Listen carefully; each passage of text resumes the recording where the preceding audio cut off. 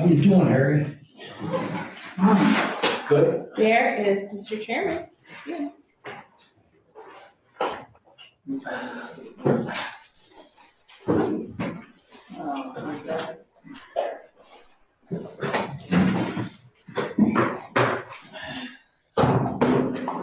This is Jackson. One There's down. one though. Vaccination. Oh, did you? Saturday. Wow, you- Actually, all of that's it.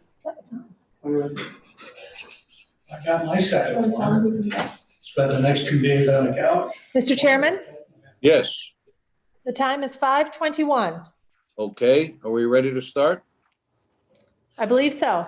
Okay, I'd like to call this a special meeting of March 8th, 2021 to order. First thing, I need a motion to suspend the rules of procedure to allow the attendance of legislators telephonically. Made by So Mr. Seconded by, I can't see anyone seconds from here. Mr. Forsythe. Mr. Forsythe? Okay, it'd be easy if you want to make a second or a motion, just say your name and I'll recognize you. All I can see is Rita, the only right now. And I can't see the screen very well. So the motion's been made by Rita. It's been seconded by who again? Mr. Forsythe. Mr. Forsythe. Any discussion? All in favor? Aye. Opposed? Carried. And how about the roll call, Kelly? Akers, Here. Arquette. Here. Burke. Curran, Here. Denisha.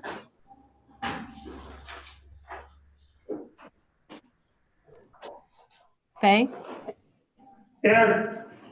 Fiaco, Here. Forsythe, Here. Haggard, Here. Lightfoot, Here. Perkins, Here.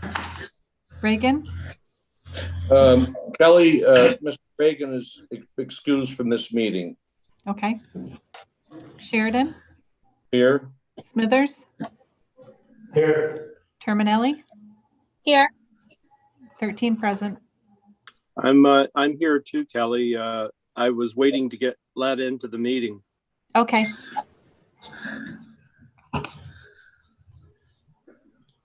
Kelly, this is Larry. I just got on. okay. All right, we have 14 present.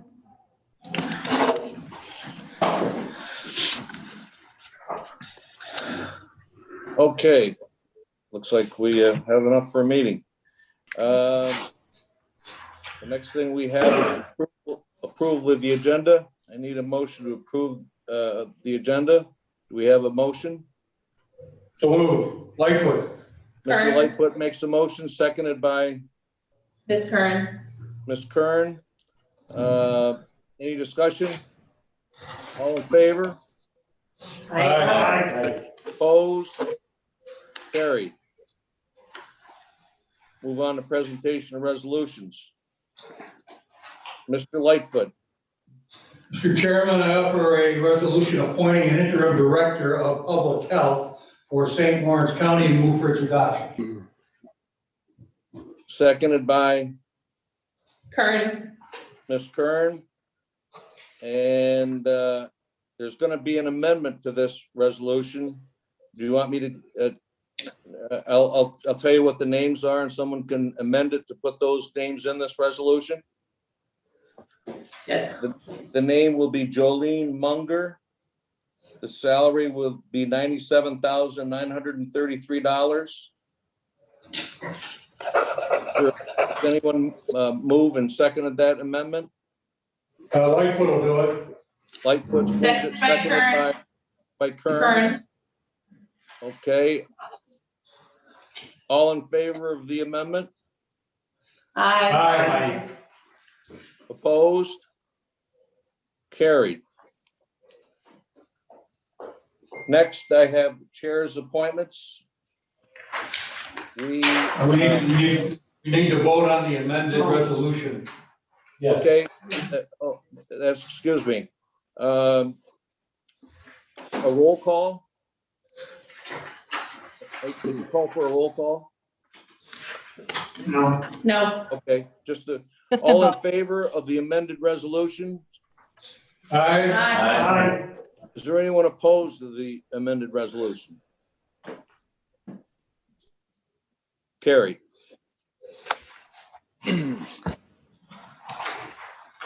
Now we'll go on to chair's appointments. The Director of Public Health Search Committee, we're going to add 2 names to that committee. It'll be Dr. Greg Healy and legislator Rita Kern. And I don't think we need a vote on that.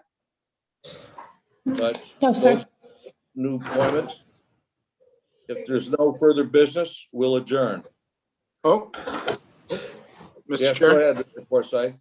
do we have a position for old and new business on this? No, we don't. There isn't? Okay, No. thank you. Okay. Any further business? Good. Okay. Do we need a motion to move, or do we need a motion to adjourn? Go ahead, make one, someone. Kern. Ms. Kern makes the motion to adjourn. All in favor? Aye. Opposed to adjourning? Anyone opposed to adjourning?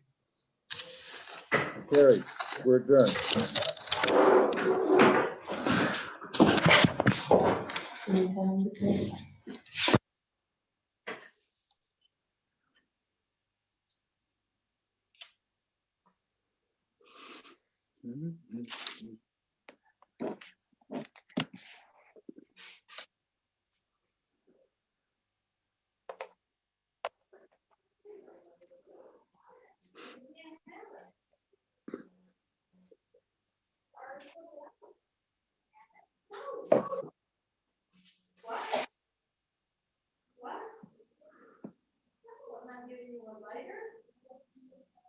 I have a lighter in each of my pockets, so when I go, burn the garden out there.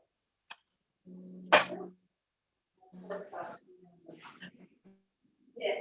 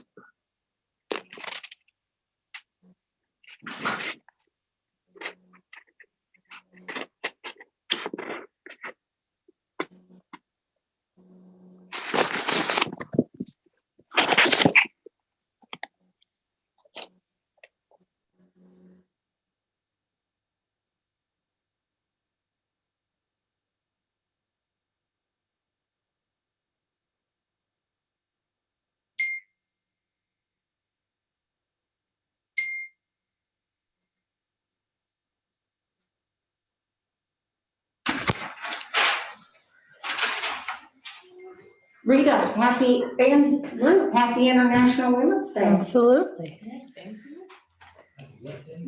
International Women's Day. Happy Women's Day. Thank you, sir. I think it's a pronoun that you can't use anymore, so we'll have to go with happy is day. My pronouns are he, or she, and her. However that You can goes. change it at any time. Yes, Margaret. good. That's We're okay. gonna be expecting a resolution stating that. That's not a bad idea, Kevin. Thank you. It is I'll fine. co-sponsor. I feel Yeah. weird without a mic, but it's okay. You're good. I'd like to call to order the March Operations Committee. Can I have an approval of the agenda, please?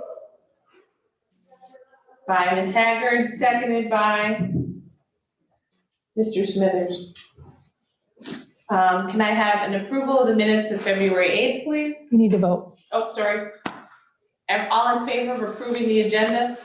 Aye. Any opposed? Mr. Akers, did you vote? I certainly did. Okay. Can I have an approval of the minutes from February 8th, please? By Ms. Haggard, second, Mr. Smithers, all in favor? Aye. Any opposed?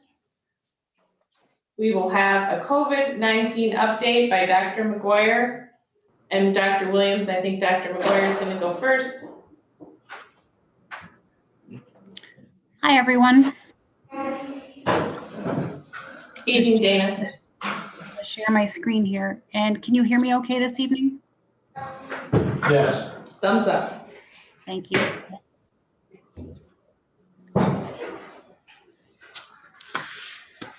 Okay. Just go through a brief update of where we are with cases and vaccination and some of the guidance that we're hearing about most recently. So as of today, we have 6,393 is the cases we've seen to date. There are at least 14 people in the hospital of those who are the current cases. And we currently have 365 as being an active case. So those are the folks that we do the monitoring that are in isolation right now. And we have just under 6,000 people who have been through the isolation process. We do have 91 deaths now, and that is up 6 deaths since we met last week. But of note, we have had 190 cases since we met last week. So as I always show, you see that there is a trend starting to move downward. We still have a lot of points kind of coming up, which is why I like to show what we see on a weekly basis and on a daily average. So you can see here that we're about half the amount of cases so far. We have one more day in the reporting week, but we're at about half the amount of cases that we see on a weekly basis, or at least for the last 4 to 5 weeks. So this is only 1 week, so I wouldn't say yet that it's a trend, but we are seeing it start to come down. So on a daily average, this has come down quite a bit too. So we are at like under 30 cases now for the daily average, which again is a lot less than what we've been seeing. It's been up closer to like 50 cases.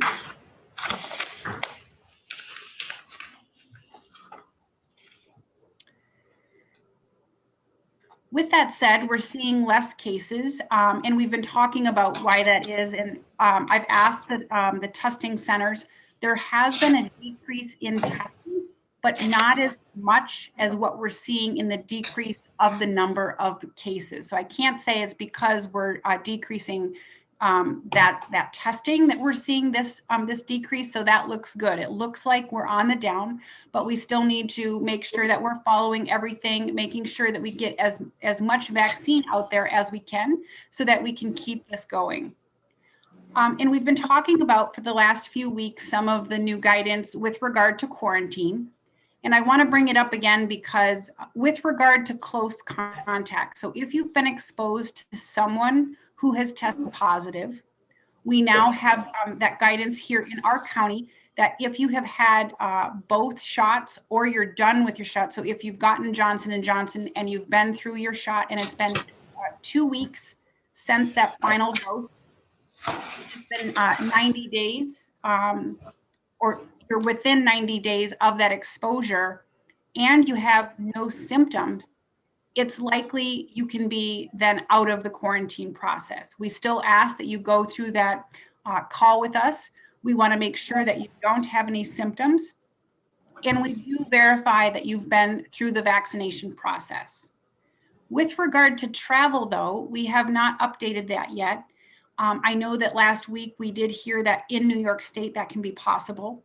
But one of the things is we have not received the formal guidance from the Department of Health. And so we're able to do that on the close contact side of things because CDC put that out. And so some of the counties did make the choice to then just follow that guidance. From a travel perspective, we don't have any guidance yet. So we are waiting for that. And we've been told that it is coming. So we're really trying, we've been asking on a daily basis because we'd like to see that as well. With regard to the other guidance we've been seeing, just today, CDC did release that if you've been just fully vaccinated, there are new things that can occur, meaning that you can meet with people, not worry about masking and things like that. That too is not something that we've taken on here in St. Lawrence County, but I do believe that it is coming. And we are very hopeful that it is because we are really trying to get as much vaccine in as we can. And I think for people to know that, they don't have to quarantine, they can do more things, see people they haven't seen in a long time. This is very hopeful. So we will continue to keep you posted on what the state does kind of bring out about that. With regard to what we've done for the vaccine distribution, I just wanted to point out how many from a local health department we've done. So on first doses, we're just under the 2,400 mark. And for second doses, just under 800. And so we are in the 8th week of now that we've been just getting vaccine from the state. And this week we do have 3 clinics. There's one still going on right now. It's in the Messina area. We also will be like in the Governor area on Thursday and back in Ogdensburg on Friday. So we are really trying to move around the county, make sure that we are just providing that vaccine to the whole county. And so that has been our goal, to get as much out as we can.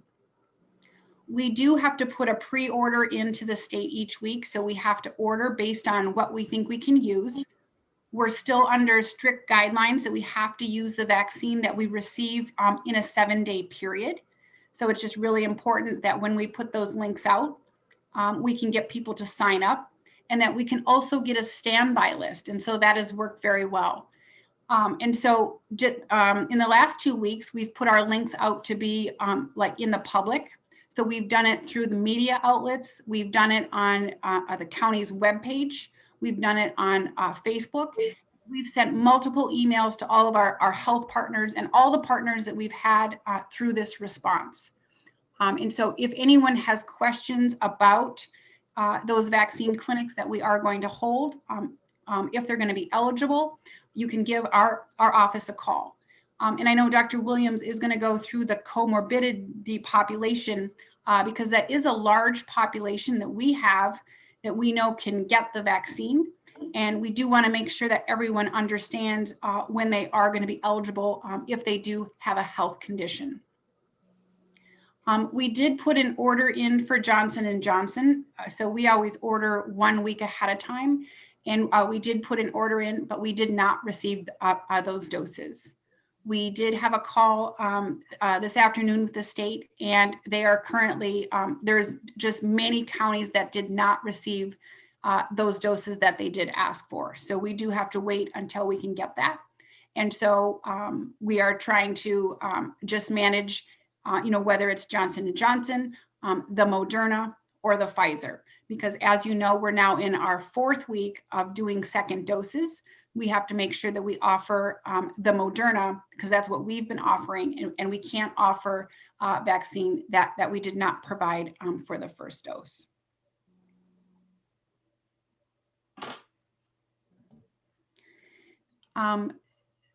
The hub that I talk about and the data that we provide to them, and then what they kind of spit back out, they do it on the North Country region, and then they do it for each of the counties. So this report does end the last day of last month. So it was on 2/28. But you can see that we have just under 24,000 people who have gotten a first dose. And so that is 26.5% of the population who can be vaccinated has been. And we've done just 17% of those in the second dose. So we continue to do well with the vaccine administration. One thing to keep in mind is we do try to move around the county, but one of the things the state does when they give us an allocation is we do have to provide that vaccine to certain groups. So when we receive our allocation, they tell us, so many of those doses have to go to 1B for the essential workers, or so many of those have to go to 65 plus, or so many with a comorbidity. So all of the counties are really starting to ask the state, can you take that away? Can you make it so as long as somebody meets the eligibility criteria, can we give that vaccine? So that is a lot of the questions that we have, because as we, being the largest county, want to move around and make sure we can provide that to the entire county, when we have to do certain groups and when we go around, to the areas, it gives us a smaller number. So if we could do our pods or those clinics and have one large group instead of having to try to to divide it out, it would be a lot easier for us. So those are the questions that we have on the vaccine. And that is what I have for my presentation tonight. I will stop sharing and let Dr. Williams do his. Thank you.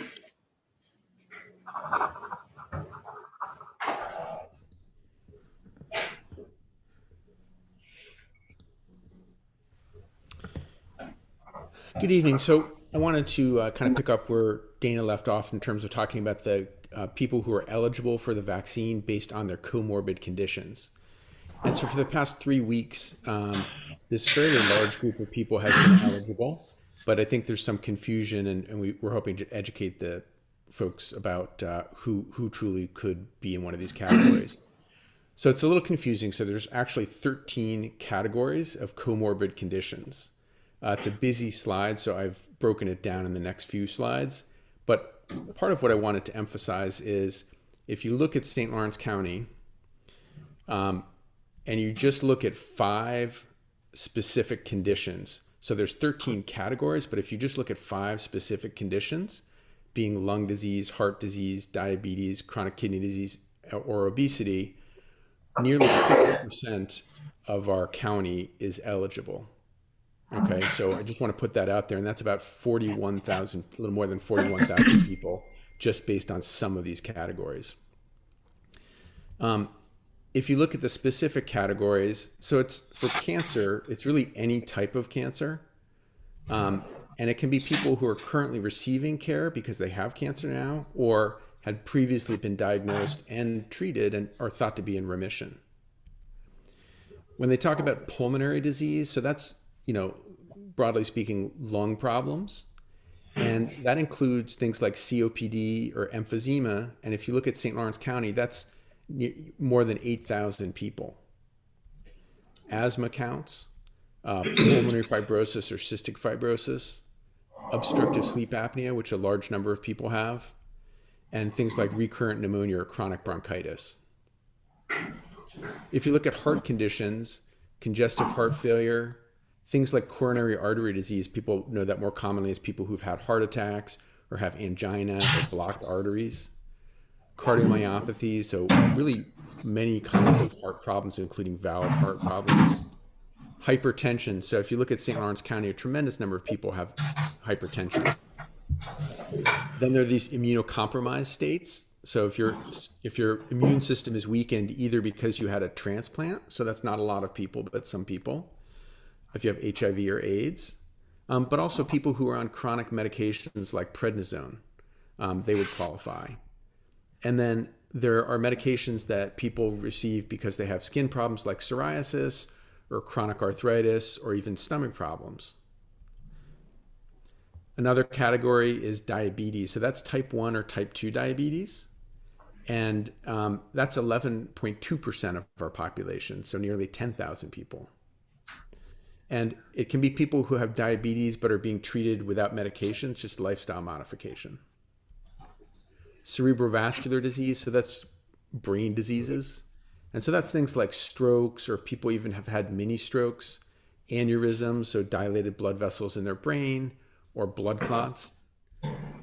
Neurologic conditions include things like dementia, seizures, Parkinson's disease, ALS or Lou Gehrig's disease. And then finally, liver disease, which is cirrhosis, can be hepatitis B, hepatitis C, even things like fatty liver disease, which is also fairly common. So the category I wanted to concentrate on, though, is obesity. So it's very clear that there's an association between obesity and more severe COVID infection. And in fact, just I think yesterday, the CDC came out with this weekly publication where they showed that there's an increased risk of hospitalization, ICU admission, being placed on life support, and even death related to obesity. And if you look at our county, and I think this number is an underestimate, or percentage is an underestimate, at least 38% of adults in St. Lawrence County would be categorized as obese. So that's more than 30,000 people. And the cutoff for this is something called your BMI, which is your body mass index. And I'm just explaining this because it's on the website, and people, when they look, have questions. So, for example, if you're 5'8" and you weigh 197 pounds, you would have a BMI of 30.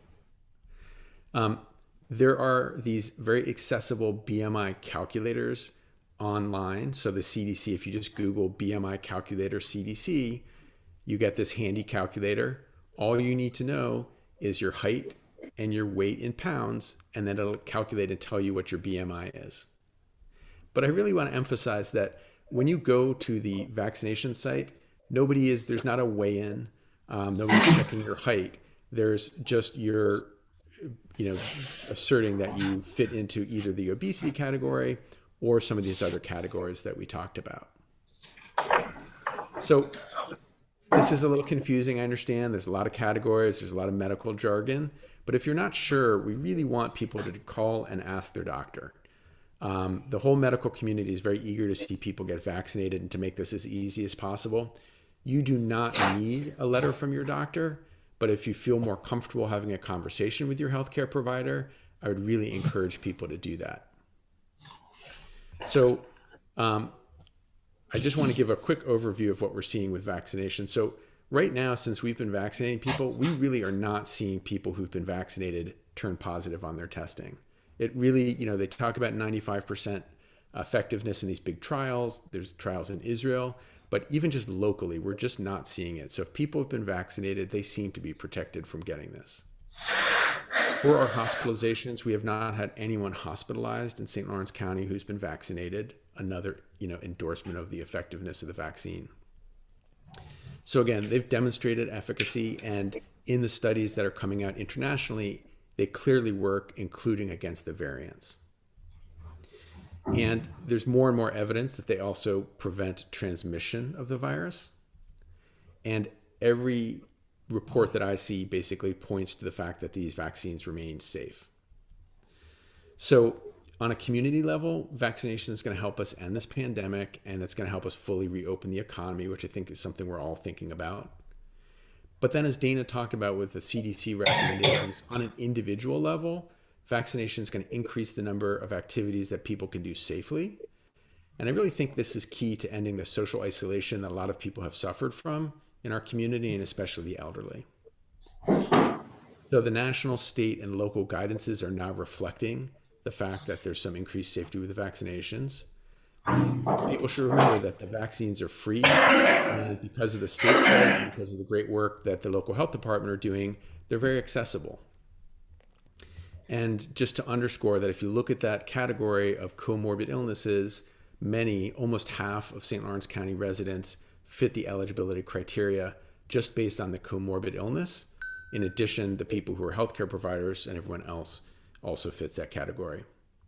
And one parting thought, fighting this pandemic is very much a team sport. And Dana and I and the public health community have spent a lot of time telling people what they can't do in order to fight the pandemic. I think this is a good example of what you can do to help fight the pandemic. So I really would encourage people to get out there, and if you're eligible, get vaccinated. That's my presentation. Yes, Mr. Schmidt. Yes, I have a question for Yes, Dr. Williams. And first, thanks very much for that last slide on the benefits of vaccination, as we talked about last week. I think Legislator Hagan pointed out the need for good information, because there's information out there that isn't good. But I have a question about your figure of 48.5%. Is that of the total population, including children or adults? So that's based on the CDC's estimate. And Dana, I don't know if you could speak to whether that's the entire population. I believe that's on the adult population because that's from the BRFSS. That's a survey that they do for the adult population. Mrs. Hager? Thank you, Mrs. Kern. Either Dr. Williams or Dr. McGuire, when you go to the vaccination site after you've signed up, you have to like sign in blood that you have one of these things. You have to have proof from your doctor. I think a lot of people are hesitant because, you know, maybe their BMI is high, but they don't have a note that says that or something, or sleep apnea, and they don't have a note that says that. Right, so I can speak to that. So you can have a note from your doctor. That is not required.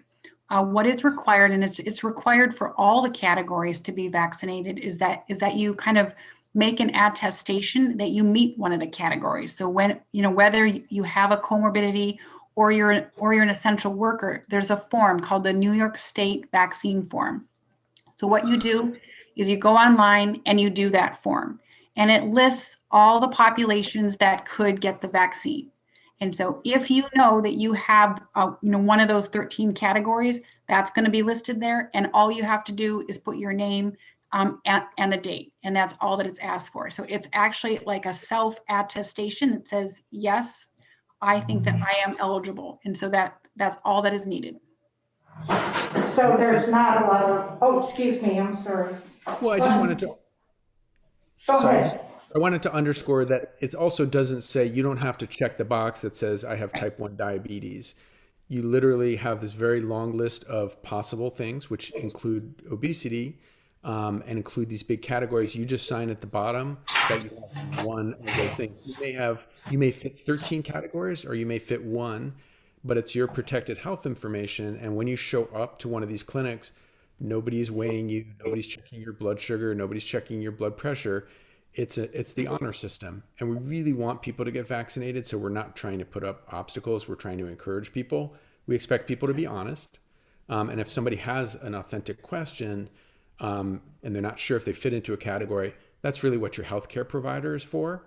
And if you don't have a healthcare provider, you can call the Department of Health, and either through me or through one of the other providers, we'll absolutely get an answer. Thank you. Any other questions? Mr. Akers? So I've been hearing some individuals talking that they're chasing people down for the vaccine, that there's vaccine left over, whether it's at the SUNY site, that you're not getting enough people to turn up for these vaccinations. Is that a valid stipulation or a statement, or are we getting 1,000 people a day at the SUNY Potsdam site? I'm not sure what they're getting at the SUNY Potsdam site. I can speak for ours. So what happens is a vial has 10 doses, but many times you get one more.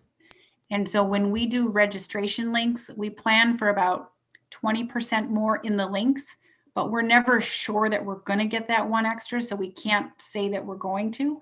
So we already know that if we have 300 doses, which would be like 30 vials, we'll have just 30 extra, doses possibly. So we already know that we need a few extra people. Then there are no-shows. And so that's why the standby list is just so necessary is, it may be that slots might not, fill up, but it's also because there is an extra dose and that some people no-show or because they had to be in the quarantine process. So we ask them to wait to the next week. So we do try to fill spots. And so that's what we work hard on. So you're not throwing anything away then. You're managing it, opening it up slowly, and you make sure you have 10 or 11 people when you open a bottle. Exactly. We have never thrown vaccine away. So Dr. Williams, do you know anything about the site at SUNY Potsdam, how that's working? Yeah, I mean, what I know is that they're vaccinating a very, very high volume of people. They do occasionally have days where they have vaccine that needs to be administered. And initially they were working with local law enforcement and other people who were flexible and could come, in the evening to get those last shots. So it's a very well-oiled machine, and nobody's wasting vaccine, and we're finding arms for everyone. My biggest concern right now is that, if there's 40,000 people in the community, I think a number of people just don't realize that they're eligible. They're thinking, I'm not a teacher, I'm not a doctor, I'm not whatever, and not realizing that they actually fit into one of those comorbid categories. That's really our emphasis right now. Is we've vaccinated a lot of people in this community, and we should be very proud, especially of how we've done with our elderly in the community. I think we're really very proud of that, but I think we need to start working on those other folks, so that again we can make the world safe again for us to get out there and participate in regular life. So I just have one more. So on the body mass index, so what you're saying, at least what I'm taking home tonight, is that anybody with an index of 30 or above actually qualifies for obese and could get the vaccine. That is absolutely correct. Okay, well, there's a running back in the NFL that's 5'9" and 215 pounds, but I bet he has a body fat of about 4%. But you're saying he would be eligible. Yeah, there's a whole nother debate about BMI, but right now it's considered one of the better estimates of obesity, and this is not the time that we're going to argue with the state about what criteria they pick. Well, there's no NFL running backs in this room, so thank you for that. Thank you, Mr. Akers. Mr. Forsythe, go ahead. Thank you, Madam Chair. There's a email that's been floating around. I've seen it a couple times about high school sports and playing with a mask on. And apparently hockey, basketball, they're playing with mask on, and this individual believes that that's not good. Can I hear from you guys? Is it safe? Who does make that determination? Is it public health, or is it the schools themselves, or Section 10? Who's doing the mask mandate for athletes? And is it safe? So it was in our recommendation that you should wear a mask when you're playing sports. That was, so the guidance came out and we reinforced that in our guidance that said, if you're going to play sports, that you should wear a mask. And you're comfortable with that? With that recommendation? Okay, that's all I need. Thank you. Anybody else? Thank you, Dr. Williams and Dr. McGuire. Thanks, everyone. On now to probation, Mr. LePage. There you go. Hi there. Hi, everybody. So the first resolution is declaring April Sexual Assault Awareness Month. I move that resolution. Can I have a second? Mr. Fay and Mr. Smithers. Go ahead, Mr. LePage. So this is a yearly resolution. We file this on behalf of the Sexual Assault Task Force in St. Lawrence County. The lead agency is going to be Renewal House. And hopefully they're going to be COVID friendly on what they do this year. Not quite sure what they're doing. They haven't said that yet. So, but this is just a yearly resolution.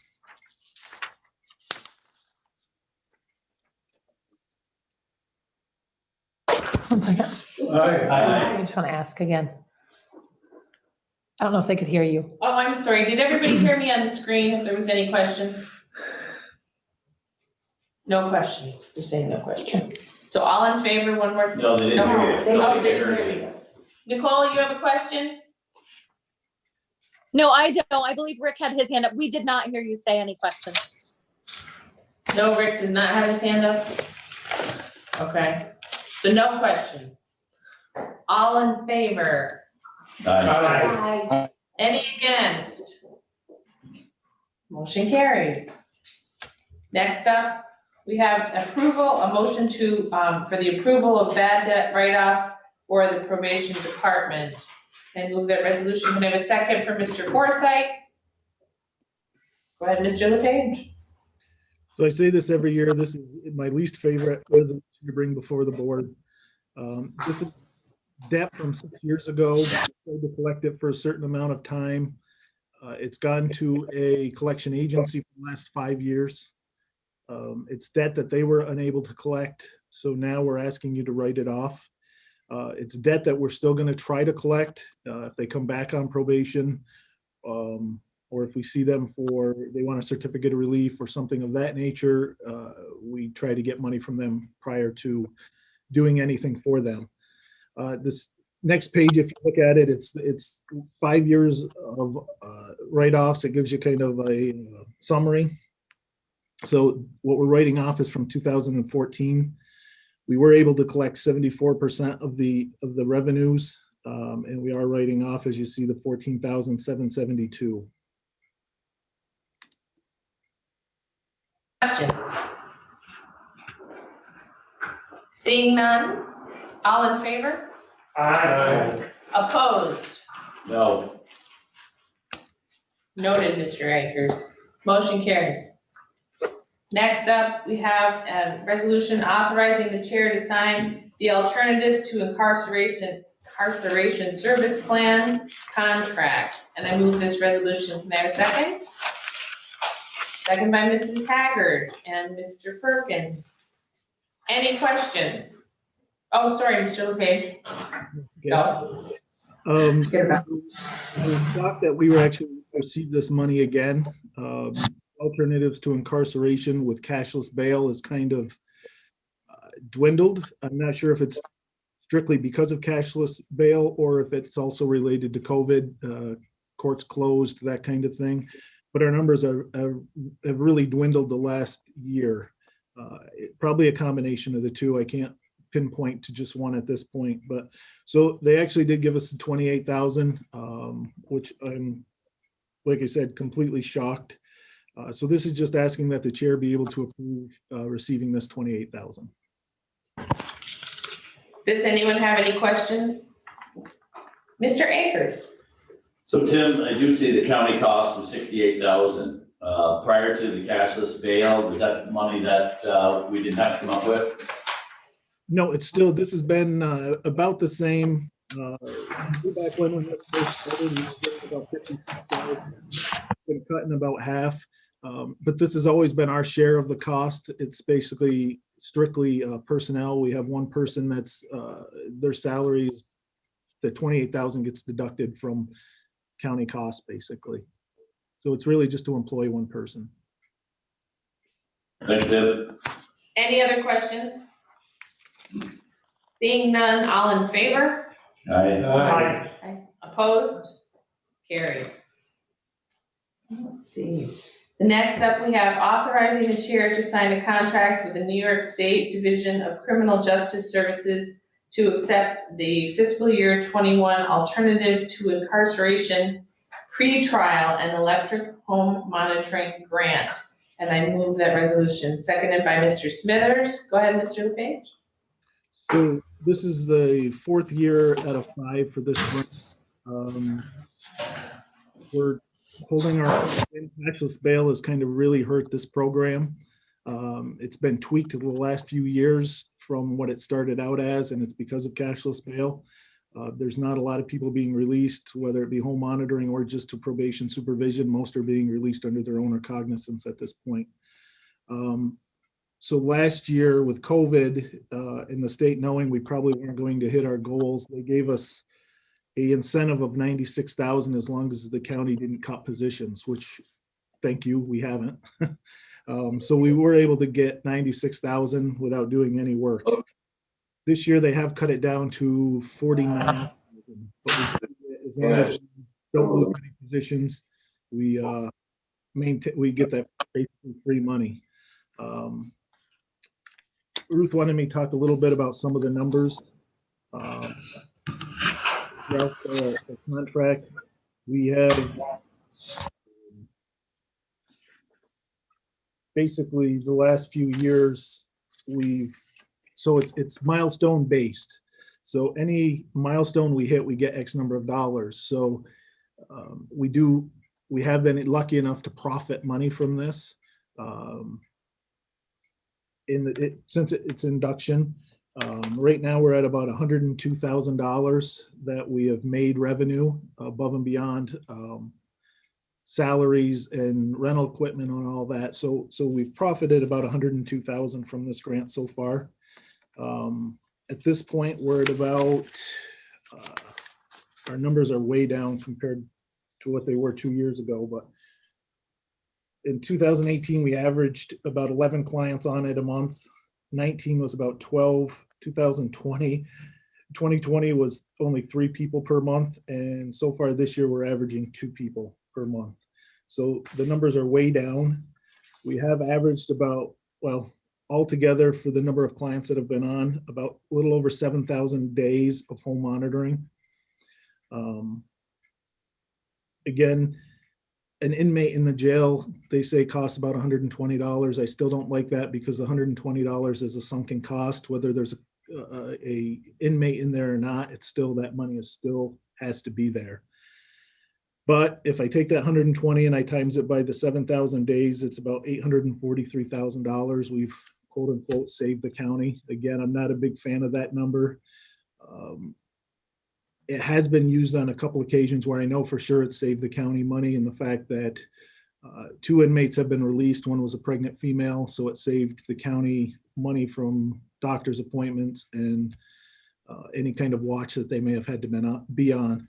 There's also a guy with some severe heart problems they were running back and forth to the hospital at all times. They had to keep a deputy there to monitor the person while they were in the hospital, and medication costs and everything else. So I know on a few occasions, it's definitely saved the county money. Is it $843,000? Like I said, I'm not a big fan of that number based on the $120 a day. It's a sunken cost, and I wouldn't swear by that savings.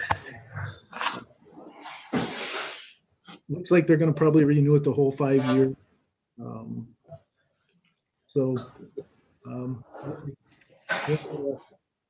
Cashless bail, like I said, is just really throwing a monkey wrench into all of our pretrial programs, the ATI and the home monitoring. Any questions? Seeing none, all in favor? Aye. Opposed? Carried. Thank you, Mr. LePage. Thanks, everybody. Next up, we have Public Defender James McGagan. Good evening, everyone. Hi there.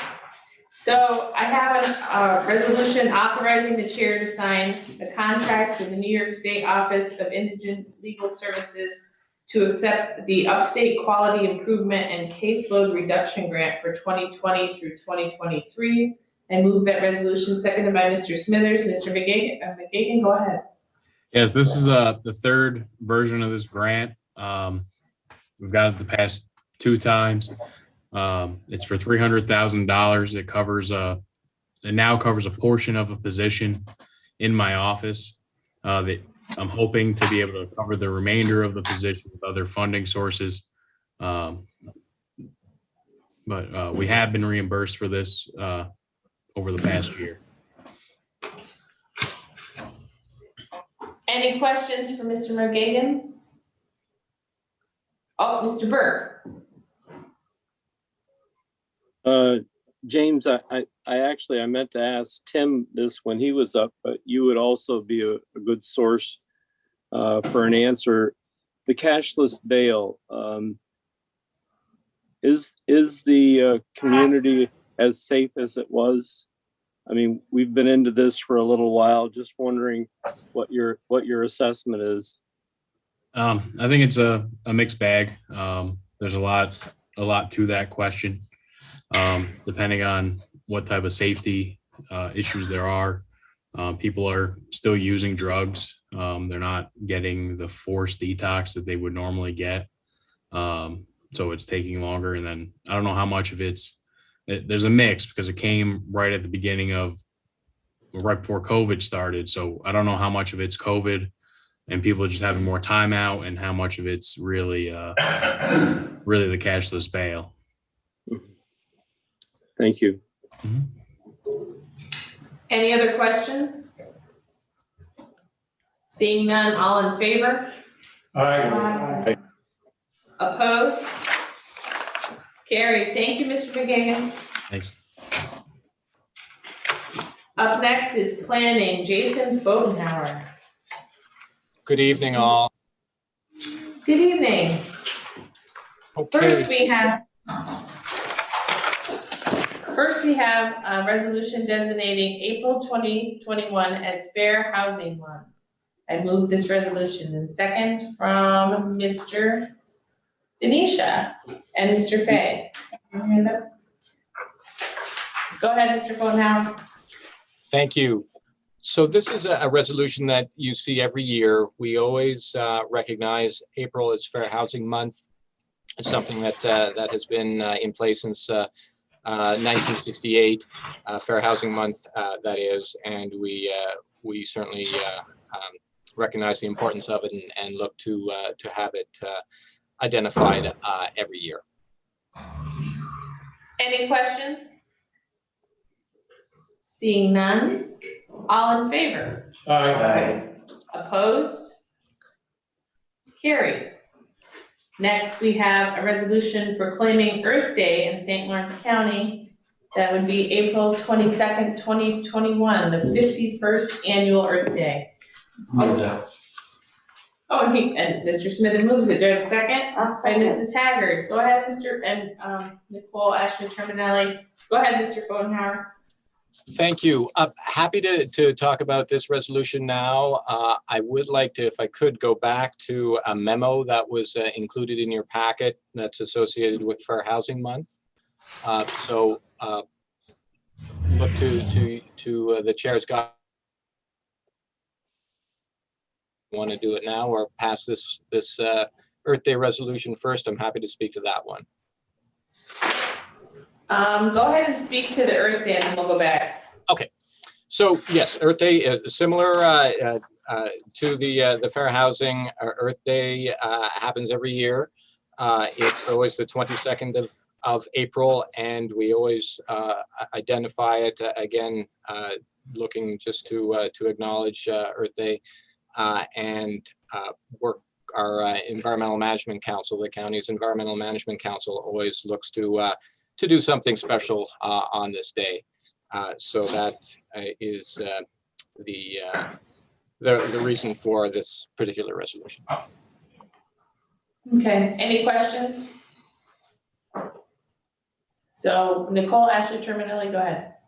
Thank you, Madam Chairwoman. Not a question, but I'd like to request to be added as a co-sponsor to this resolution, please.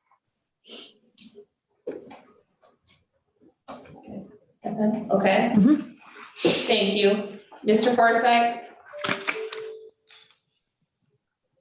Thank you. What is the event plan for Earth Day? Nicole, are you aware of it or? Madam Chair, would you like me to speak to that? Sure, go ahead. So the EMC, we have our meeting is on Wednesday, so I could provide a more update next week. But I know that the Youth Bureau is actually planning to do a trash dash. There should be some marketing coming out to go along with that, a friendly competition between communities to support cleaning up communities and getting some trash off the streets for Earth Day. It's a nice time for spring cleaning as well. And then the EMC always hosts different events and educational opportunities throughout the county during the course of that week. So I can provide more concrete plans at next week's meeting. Thank you very much. Any other questions? All in favor? Aye. Opposed? Carries. Jason, go ahead and you can go back to that memo. I'm sorry. Great, thank you very much. So You too long. the memo that I'm speaking of it's from the St. Lawrence County Fair Housing Task Force, and it is addressed to the County Board of Legislators.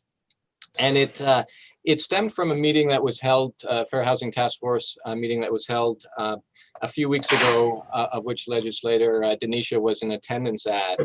And the real concern here that was discussed was with regard to evictions and the potential large number of evictions that will come about when the stay on evictions is lifted, and that is anticipated in April of this year, April 30th, 2021. So the task force deliberated, put this memo together, and is formally humbly requesting that the county look at taking up this issue of evictions as a legislative agenda item, and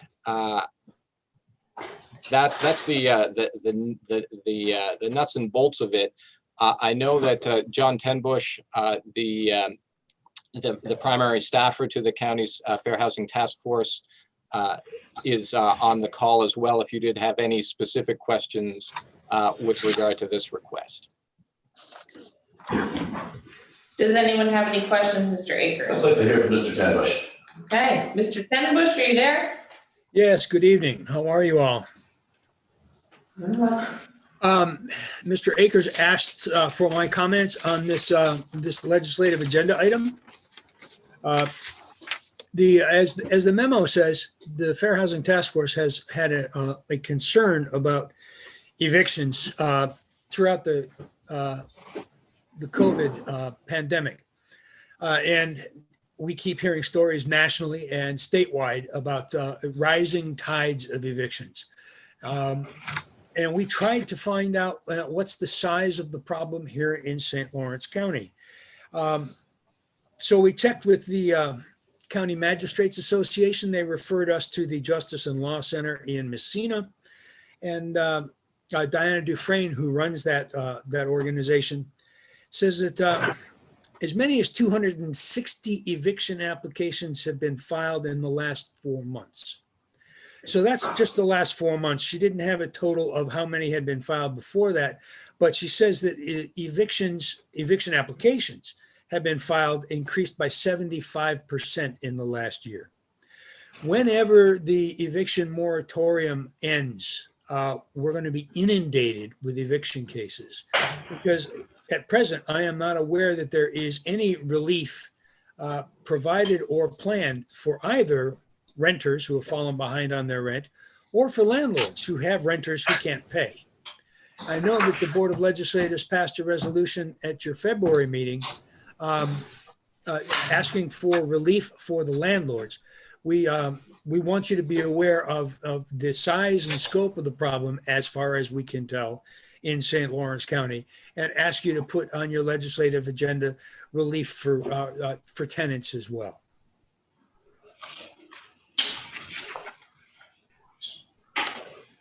So I have a question. I know that people are keeping track of how many people are potentially being evicted. Do we know how many people who own apartment buildings are going to hit that second or third year behind in their taxes because of this year of not being paid? And what, if any, I guess, cause does that have eventually on the tenants if the apartment they're living in gets foreclosed upon? Do we have any numbers for that? No, we don't have numbers on that, ma'am. But you bring up an excellent point. The fact that landlords, aren't getting steady rents means that they're not able to have the funds to either maintain units or to pay taxes or any of the other stuff. And we are afraid that without some kind of programs that can assist tenants and landlords, we're going to see a cycle of disinvestment in the rental market. We've seen disinvestment before in economic downturns, but this could be, we're just afraid that this cycle of disinvestment in the rental market could be huge. And right now we have no way to help them.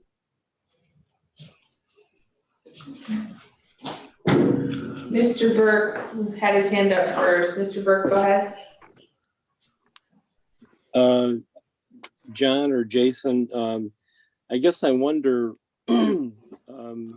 about what safety net is in place already with like our own Department of Social Services.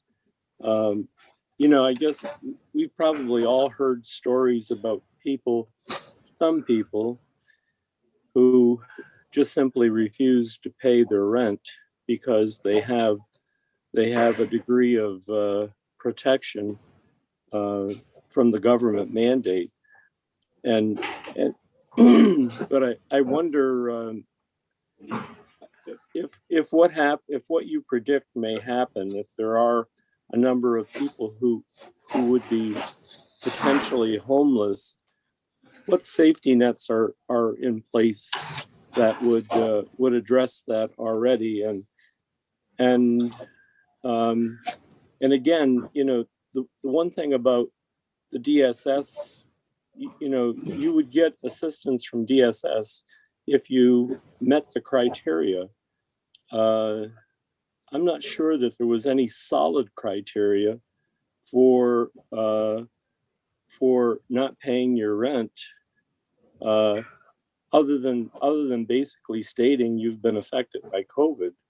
And that's troubling. And again, I think the sentiment of our board was, look, if you're gonna mandate that our landlords fund that this initiative, either pay for it or have solid criteria. It should not be on the backs of any landlords. So I guess my question would be, before we talk about relief, we need a more in-depth assessment of what in the community is already there to protect people from homelessness, and some kind of a number that, and I don't know how we would go about getting that, whether it would be through DSS or whomever, but I'm really uncomfortable talking about a need that we have difficulty quantifying and determining the extent of the need. Any thoughts you have on that, John or Jason? It is absolutely hard to quantify. And the best we've been able to do is the numbers that were given to us by the Justice and Law Center in Messina. 260 eviction applications in the last 4 months. So I don't know if there were more or fewer in the time before that, but even if that's the only number of eviction applications, 260 families to be put out of their apartments is a staggering number. And I don't know whether our Department of Social Services would be able to assist 260 households as they became homeless, if they became homeless, with no other recourse.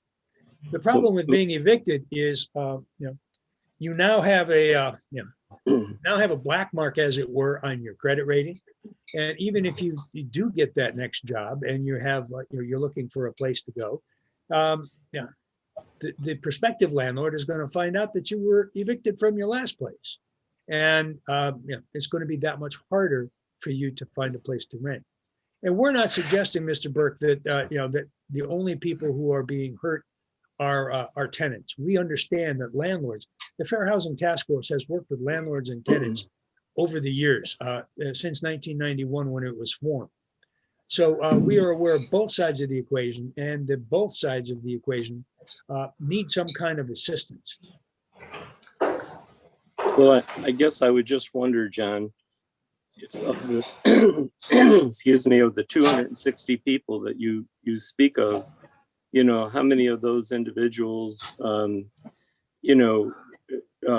really could have paid their rent and just chose not to, and how many of those really could not afford to have paid their rent, and where were the safety nets for those that couldn't have afforded to pay their rent? I mean, I guess, I kind of think that if people are struggling, that our social services department would come in.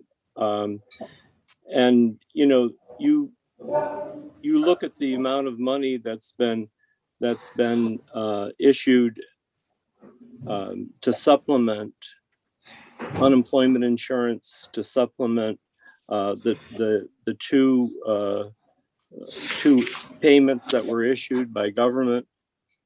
And I just, it would be helpful for me if there's some way that of those 260 people or 300, however many there are, that before we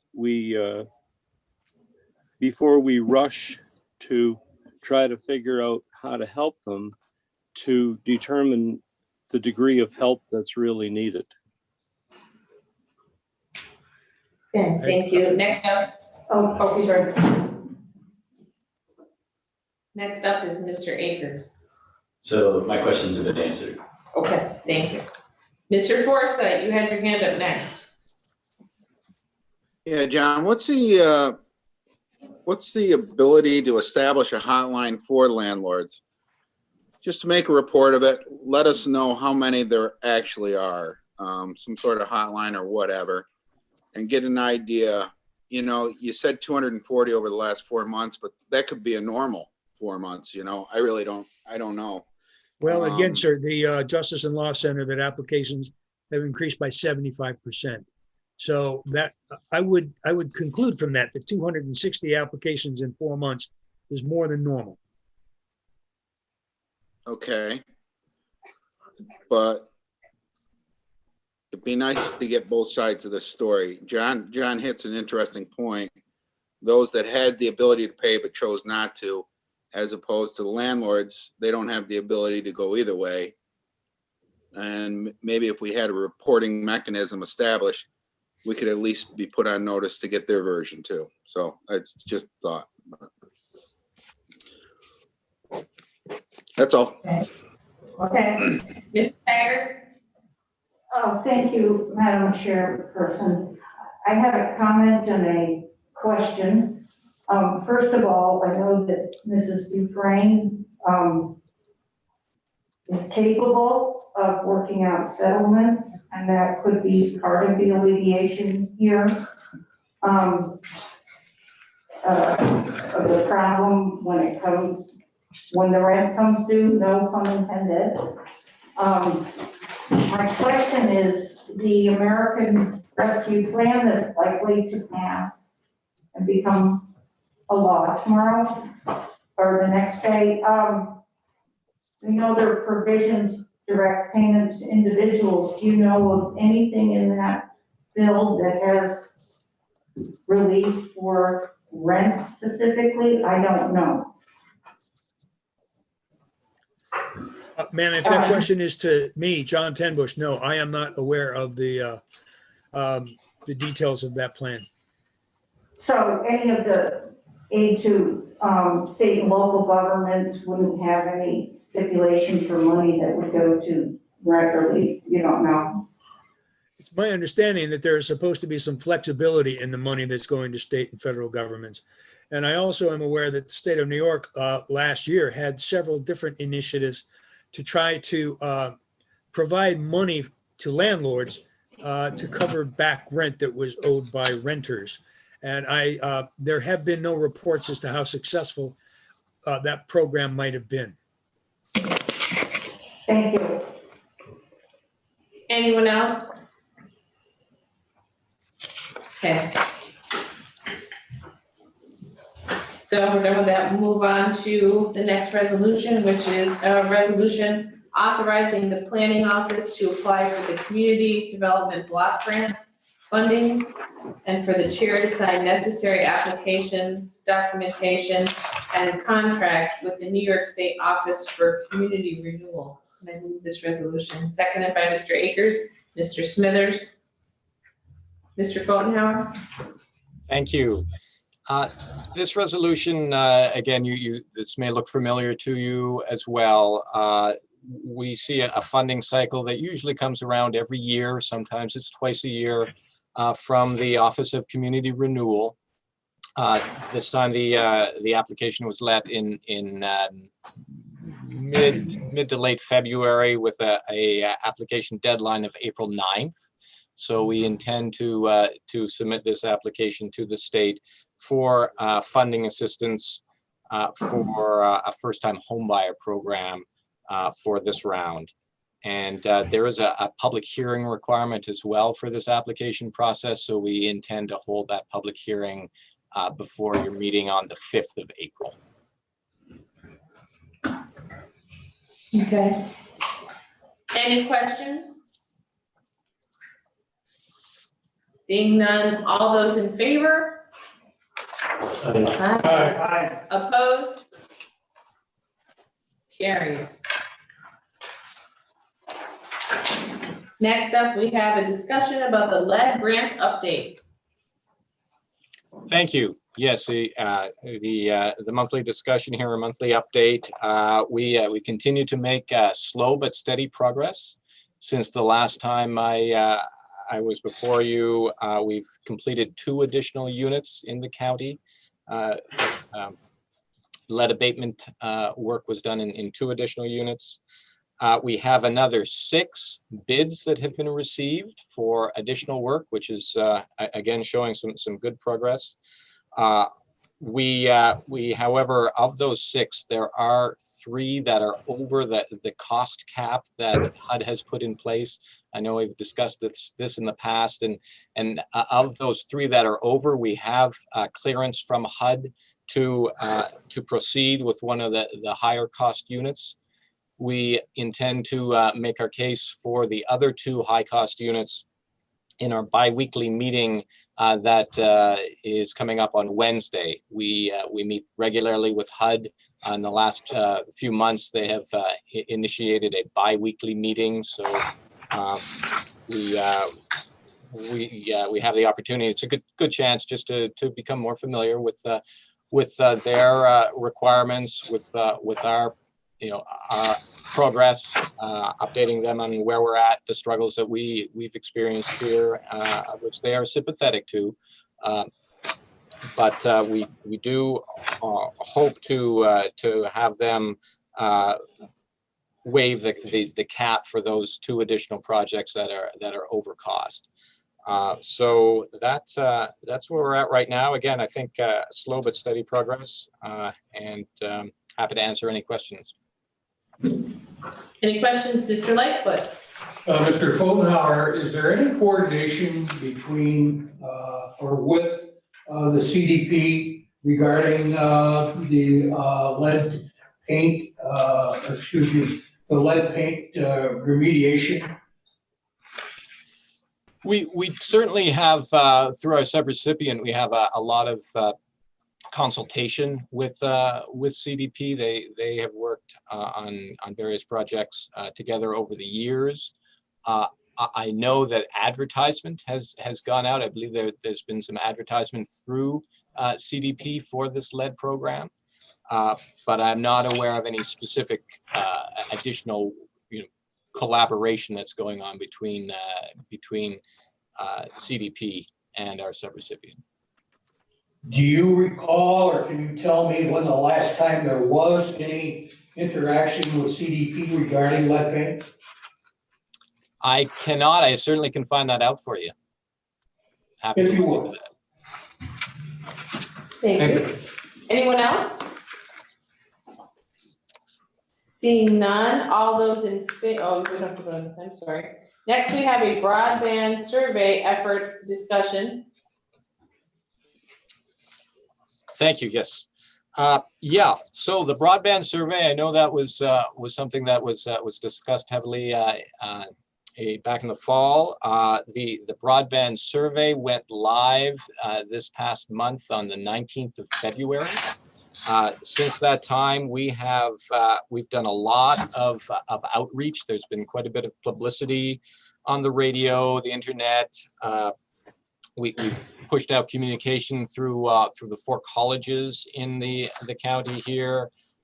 We've put flyers up around the community. Further afield places than the Canton-Potsdam corridor for those flyers. We've also put flyers out at the SUNY, the Maxey Hall COVID vaccination site, just knowing that there's a large population that cycles through there. We've also, again, as I mentioned, done some radio advertisement and some internet advertisement. In terms of numbers, as of last Friday, we have received 944 completed surveys.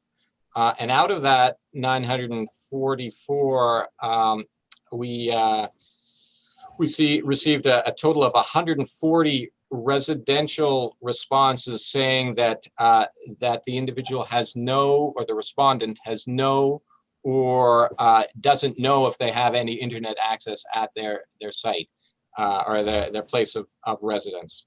Also, out of 29 commercial respondents, 12 stated that they did not have internet access. So this will build as we get more responses here. We'll be able to develop some spatial analysis based on addresses of where the gaps are with the broadband, and that's really going to serve us well as we look to do a strategic targeting for funds that will help us improve the broadband throughout the county. So again, I would encourage you all to talk this up as much as you can at various meetings that you attend. If you could just put in a plug to have individuals, residents, businesses as well fill out the survey, because it really will help us get a clear understanding of where the deficiencies are throughout the county. The survey is open until the 30th of April. And happy to answer any questions on this project. I have a question. Mrs. Haggard. Jason, when you go to fill out the survey, is it just for checking the speed that you have to be on a computer? Because I think I picked up my phone and tried to do it. Mm-hmm. And do you have to be on a computer? Or is it just for the speed check that you have to be on the computer? Just for the speed check, and you can do the speed check from your phone as well if you're connected to Wi-Fi. If it's a data plan, if you're doing it over data, that would be would give us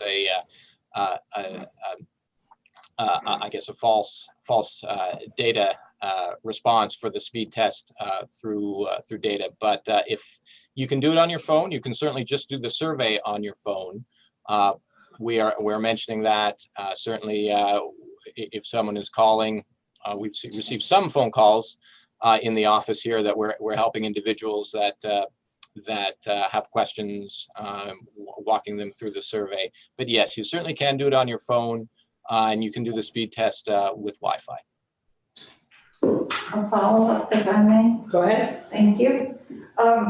Also, I spoke with Mrs. Doyle this week about the fact that if you don't have Wi-Fi, it's hard to fill out the survey. And she said something about putting it in the school backpack. The paper process. Hard copies may be able to go in backpacks at schools. Have you tried that? We can certainly look into that to get a hard copy out there to individuals that don't have access. I know the comment was made in one of our meetings with the consultant that the fact that it can be done with a cell phone. Cell phones are really quite ubiquitous. Almost regardless, I won't say completely regardless of income, but most people do have a cellular device on which they can fill out the survey. But certainly we can absolutely look into to getting it into backpacks if that will help us get more numbers. Thank you very much. Next up is Legislator Terminelli. Thank you, Madam Chairwoman. And Mrs. Haggard, I believe, hit most of what I was going to say. I know that surveys rely heavily, their reliability relies heavily on participation. And it sounds like you're doing quite a great job making sure that the residents of St. Lawrence County are aware of the survey. I have seen it advertised in the newspaper several times, but I was wondering, to get the most attention for it, if we've reached out and partnered with school districts to send it. Some of our larger employees, like the health system, some of the larger employees in the county, just to make them aware of it. So in case they have newsletters or memo boards, that sharing those with their employees as well, just so that we can gather as much data as possible so that we can make informed decisions and use this information to support the residents of the county. Thank you. Mr. Akers, you had your hand up. No? No, John Burke does though. Okay, Mr. Burke, go ahead. Hey, well, Nicole and Suzanne would probably know the answer to this, but with many, if not most, of the schools in St. Lawrence County having gone remote at some point in time, wouldn't there be a base of information right there as to which homes had the capacity for remote learning, which families had to go to a hotspot for their children to access the internet? It would, maybe you've already done this with your survey, but I'm thinking that the schools would be certainly a valuable source of information, of data. Okay, any questions? Pardon? I didn't know if there was anybody else that had a question. Jason, were you going to answer? If I could, yeah, Madam Chair, if I could respond to a couple of those questions with regard to the school question. Yes, we do on the committee. We do have a member of the BOCES IT staff has been brought in to sort of as a side consultant, if you will. Just to ensure that we are reaching out to the schools in every way we can. I know that there certainly was some survey work done at the school level as well, and looking to see if we can get some of that information as well. That I don't know if all of that has speed test data associated with it, and that's really sort of a really crucial component of this. But there certainly that's a good question, and we'll look to touch base with our BOCES consultant on that question. And I was going to respond to the legislator Terminelli's question again, but it seems to have just left my mind. I'm sorry if she wouldn't mind repeating it. I'm happy to. I have an answer. I just can't remember the question. Not a problem. I had asked about partnering with the school districts to send some kind of messaging out to include in newsletters, but also large employees throughout the county to communicate with. Yeah. Thank you. I did want to speak to that. Yes, we have pushed information out to the Chamber of Commerce, smaller chambers of commerce, to the IDA, to Cooperative Extension as well for their newsletters. So and the school districts as well. I know it has been in some school district newsletters as well. So thank you for the reminder. And thank you for answering. Sure. Mr. Denisha, you had your hand up. Yes, I did. Thank you, Madam Chairwoman. Jason, I've obviously, I was when we first started this, I was very happy that we're going to do it, and I certainly support it. But I was a bit skeptical because, as you remember, I said that I thought it was a bit ironic that we were conducting a survey, to see who had broadband, adequate broadband, and it's going to be conducted via computer. I'm encouraged that I believe you said there was 944 surveys that had been completed, and there was 144, I believe, that indicated that they had no service. So, I think that's a sign that we're probably reaching some of the folks that need to be reached. But I think, and it's April 30th, this is, it runs through, I believe you said. And I think, there's a lot of folks that ride the public transportation. I'm just wondering if, they're seen all over St. Lawrence County. If there was, maybe that would be another avenue to promote the survey. And, I'm concerned that we're going to, we're not going to get everyone, and we're never going to get everyone, but I'm concerned that if there's some folks in some of the outlying areas that we're going to miss. Good suggestion, Mr. Denisio. Happy to talk with our transit people about possibly getting a notice on the bus as well about the survey. Thank you. Sure. Mr. Forsyth? Thank you, Madam Chair. How about the Office for the Aging with the home delivered meals? We talk a lot about school kids, but what about the Office for the Aging, people that might fall under the radar? Great idea. Yep, I can certainly speak with Andrea about that. Okay, thank you. Anyone else? Okay. Mr. Phonehour, did you have anything else before you? No, I think that's all I had, unless there are any other questions for me. Okay, thank you very much for your time. Thank you. Good night. Night. I have a resolution recognizing the month of April as National Child Abuse Prevention Month. Whereas in 1983, then President Ronald Reagan declared April as Child Abuse Prevention Month. The month is a time to collectively raise awareness of child abuse and to learn to recognize the signs of abuse and to empower people across the nation to play a role in making great childhoods happen. So moved by Mr. Lightfoot, second by Mr. Smithers. Any questions? All in favor? Aye. Anybody? Okay, nobody against? Okay. We're on to Vacancy Review Committee. Good evening. So for the vacancy review summary this month, there are 4 departments to be considered. There'll be 2 departments tonight with 3 vacancies, 1 department on services and 1 department on the finance committee.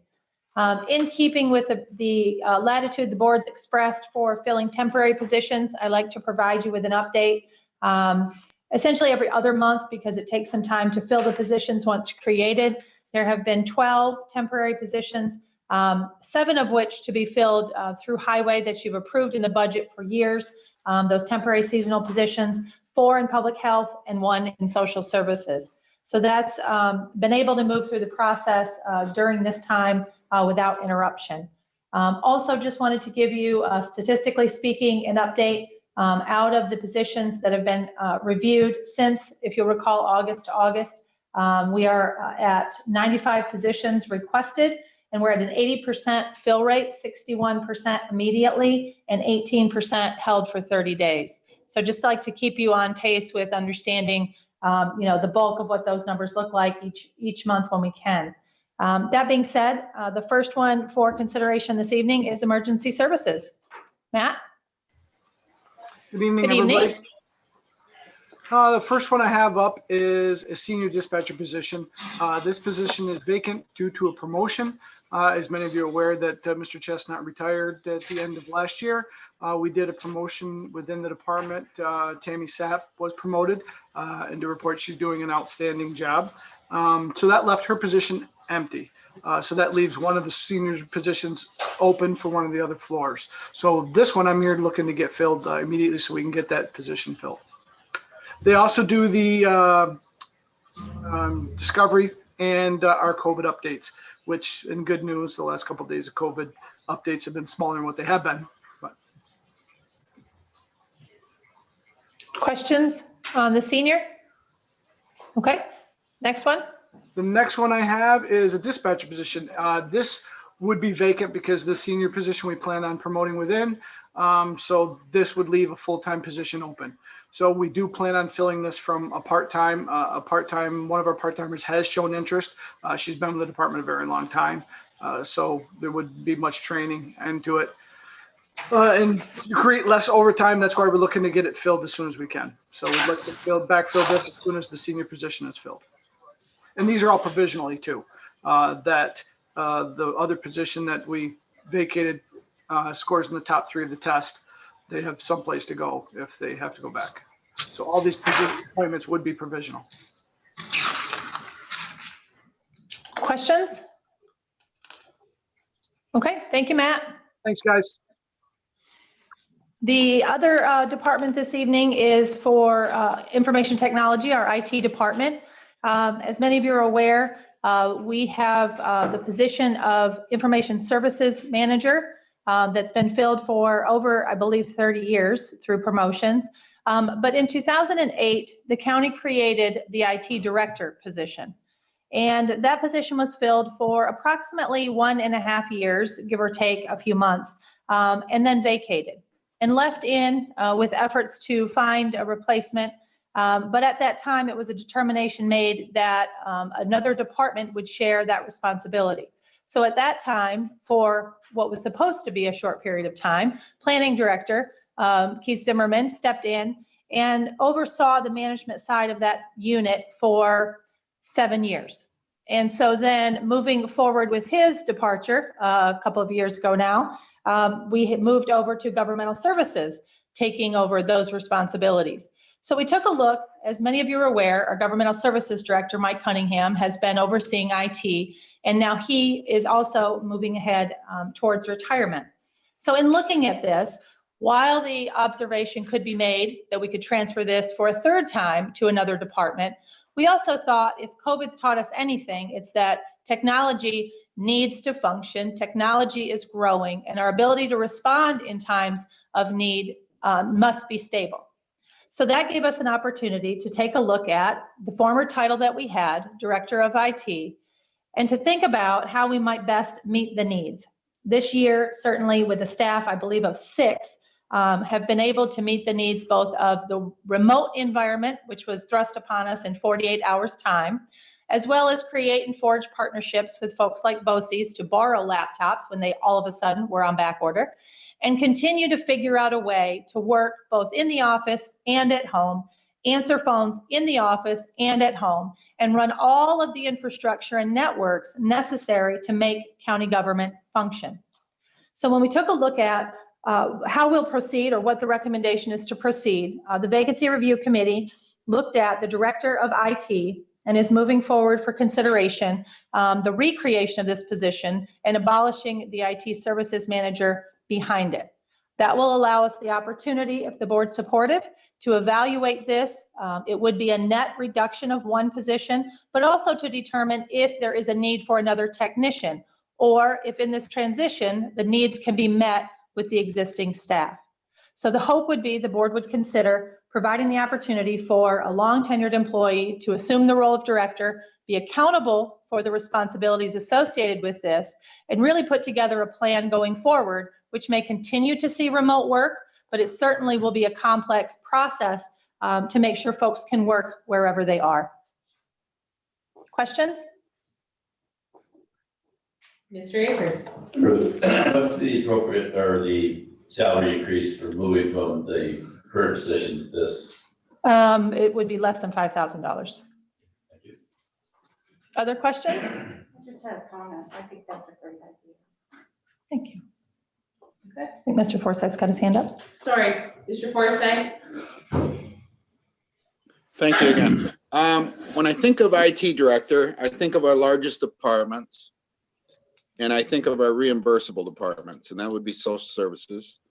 Is there any way you could incorporate that IT position into social services, Ruth?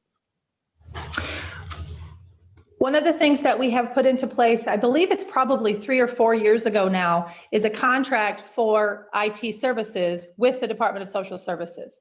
So my expectation would be that this reimbursement or this position or portion of it would be able to be reimbursed through that services contract. And I'd have to look, but I believe that's approximately $155,000 a year that they're able to put towards that contract. I can verify the numbers for you too. But yes, I agree.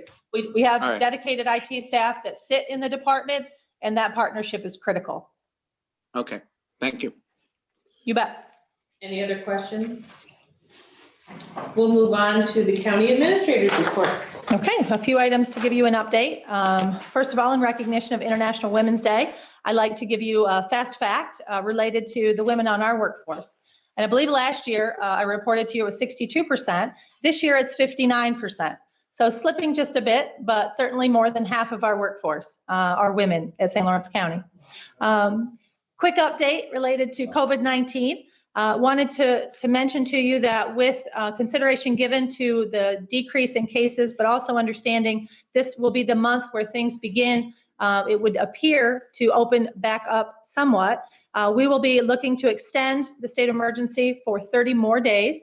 But that also in that time, we'll be taking a look at bringing folks back into the office in April. So what that would look like if you're matching up schedules, the school vacation occurs from April 2nd through April 10th or 11th until that weekend. Some of the school districts are giving back days, so they're going to be extending either side of that break.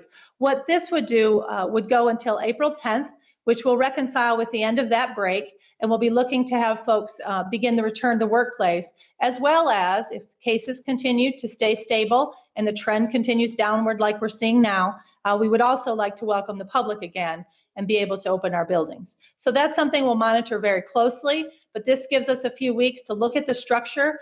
People have acclimated their lives to working 50%, so this also gives us an opportunity to look at that and to move forward with what it will look like 30 days from now. So that's our plan with regard to that. As Dana mentioned, there are today, actually at 7 o'clock, they're wrapping up the Messina Community Center, our first time there, holding our vaccination clinic, following an event there last week with the hospital. But also this coming Thursday, it will be in Gouverneur, and on Friday, back in Ogdensburg at the Dome. So that also, I think, as Dana mentioned, our 4th week of second doses, which overlaps in some cases better, and in others, getting out into the community makes our efforts that much more stringent to get out to the locations we've already been to do those second shots. So next week, March 15th, that will go back to when we had the Thursday and Saturday clinics in Messina and the Friday and Monday in Gouverneur. We'll make sure those are added to our website so that you can track those dates and have those links available to the public. So we'll make sure we get good word out about that. We'd like to make sure all our appointments are filled. And to Legislator Akers' question earlier, there were significant number of appointments available. So I appreciated that Dr. Williams took the time to go through those categories to better expand a little bit on what they mean. And our hope is we can make a big push to get all the folks that qualify. That's a significant number, 41,000 are eligible through the health, as well as another 30,000 potentially in the obesity category. So we need to get the word out. We need folks to take a look at these categories and make sure they know they qualify. We can get them in for appointments. Questions on that? Mr. Lightfoot. Of our 900 or so county employees, how many of them have been vaccinated with the 2 shots? I would have to get back to you on that, but we have been pushing all of the links out to our county employees. We have been able to get some of the folks who are supporting the infrastructure of the clinics vaccinated, but I can get you that number. We're pushing the links out. We don't always know if people, for some reason, can't make it or in quarantine or a number of reasons they may not have made their appointment. If I may follow up, what kind of importance do you attach to trying to get everybody vaccinated prior to returning to 100% of folks on board in the office? It's incredibly important, but we're also trying to work with the eligibility from the Department of Health. So that's been a challenge for us, and we're pushing every way that we know how to get folks in that are eligible. But it would be I think it would just enhance that much better protection in the workplace. I'd be looking at essential employees, if I may.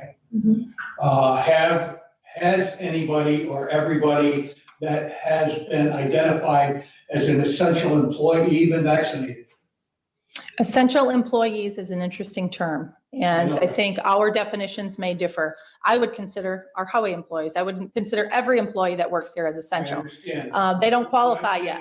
They don't How about- qualify. How about DOH's definition of an essential employee? They don't qualify yet. They don't qualify. No. So everyone that is, by the nature of the work, we have pushed through or trying to push through. And if we can qualify them under working and supporting the public health clinic so that they would be in and around the public, we certainly are doing that as well. And there are folks that have met, I believe we had 27 employees that exceeded the 65 plus, so we pushed them out to be able to go. We pushed out the link for comorbidities, not something that, we need them to tell us. They can just go in and attest that they have that comorbidity and they can sign up. So we're getting that information out, and hopefully everybody that can qualify is getting in for their Well, that would vaccinations. be my hope. Yes, See that. absolutely. Yeah. Absolutely. And hopefully And I we'll see certainly categories. don't think that for a minute that any of our employees are not essential. Agreed. To make that clear. Agreed. And throughout the state of emergency last March, I think that definition alone has been a challenge because those qualified for folks who stayed in the workplace, the ones who weren't stayed home. So that's always been a challenge. But we did have some local authority at that time. I'm hoping we can get to that with the vaccines as well. And we could designate and then send them for vaccines. Thank you. You bet. Mr. Forsythe? Quick question. Does vaccination fall under HIPAA? Sure. Whether they've had a vaccination or not? Well, let's say corrections is considered essential. Is whether they're vaccinated or do they have to disclose they've been vaccinated? And does it fall under HIPAA? They are not required to disclose because it also is an optional vaccine for them. But if they do want to provide that information, it comes from them. So we don't seek that information from any other provider. So there's no real way to tell exactly how many people are vaccinated as opposed to not. That's correct. We can tell you how many we put out for getting vaccination. Okay. But that's all. Thank you. Yep. Anybody else? Mr. Byrd? Kind of a follow-up to Joe's question. I wonder, Ruth, are there any departments that you believe have had high vaccination rates? Are they being considered to return to work completely, or is it just excuse me, a complete organizational plan that you have? I'm wondering if some departments could return to full service earlier. That's my hope, John. We do have some of the infrastructure departments that have been working with public health who may, in some respects, have been on site for a portion and that may have been working at home that are now going to a pod. So they may, by the nature of the work that they have to do, exceed that 50%. But it's certainly something we're going to look at over the next few weeks to get them back. And if they have the vaccinations, that's just one more tool that makes it a safer environment. Thank you. Thank you. You bet. Anyone else? Okay, a few other things, Jim. I just wanted to mention, some of you may be more familiar than others, but periodically I will request contributions for the Flower Fund. And this is one of those times. The Flower Fund is a fund that we use when there are either losses in the family to provide flowers or a memorial of some sort. And we don't use taxpayer dollars for that. So we collect amongst department heads and legislators to contribute in those times. So if you're willing, we would appreciate, drop it off with the girls or send it in to us if you're remote. We would appreciate that. Wanted to mention that NISAC is hosting their lobby days this Wednesday and Thursday. So they've sent out certain hours of the day that are dedicated to subjects they will be approaching with state representatives. If you didn't receive that, let us know. We can get it to you if you'd like to attend. We're sharing up and trying to get to all of those sessions. So we'll bring you an update on how that goes next week. Did want to mention to you, certainly I think it was mentioned in the Youth Bureau or the Youth Advisory Board update, they are partnering with Office for the Aging for a Pen Pal program. I believe they are up to about 40 at this point. So if there are other opportunities or folks you know that are interested on either end for the Pen Pal program, reach out to Andrea or to Alexa. It's certainly an exciting endeavor, I think, to connect folks in this time where it's not quite as easy. Wanted to mention last week with the initial appointment of the Search Committee for Public Health, I met with the chair of that committee, Chair Lightfoot, with regard to getting information out to all of you on the search committee, and also send like a doodle poll out that we could choose days of the week or times that would be better to get together. So you'll receive this evening after this meeting a copy of the job spec, the advertisement, all the information you need to take a preliminary look at that. And we'll get a time together so that we can get advertising for that position. Wanted to also mention later this week, NYSEC is going to host a discussion on the federal stimulus funds that we're just starting to hear about over the weekend. We're starting to see some numbers in the region. I think it's certainly encouraging to us, but what that translates to, if there's relief in there for landlords or tenants or any of the other of abundance of challenges that the region and the county have faced, we certainly will bring those to your attention, and the process for how those funds will either be reimbursed or those funds will be provided to the counties. Also wanted just to let you know with the Smart Path project, we have almost a trend made by meeting with them when they started last February, and then later in the fall or late summer fall last year, we met again and had a tour. So trying to keep to that 6-7 month window so the board can be updated on their progress. Reached out and I think we'll look for the weather to break a little bit toward May. I know a lot of the work they're doing right now is drilling. So the hope would be at that time, if there's legislators who are interested in another update, that we can provide that, and then also a tour to see the good work that they're up to. And hopefully we'll be able to get as many that want to go included. And that's all I have, unless there's questions. Any questions? Seeing none, on to committee reports. Agriculture and Farmland Protection Boards, Mr. Denisha. Thank you, Madam Chairwoman. I don't have any reports since the last time we met, which was February 4th, but I would like to thank the board for passing the resolution at the full board meeting in regards to the funding. And our next meeting is scheduled for April 1. Thank you, Mr. Denisha. Alternatives to Incarceration Board, Mr. Burke. There have been no meetings, so there's no report. Thank you, Mr. Burke. Board of Trustees for the Supreme Court Library, Suzanne Fiacco. No update, no meeting. Okay. Emergency Medical Services Advisory Board, I reported on the January meeting. Our next meeting is March 25th. On to Environmental Management Council, Ms. Terminelli. Yes, ma'am. Thank you.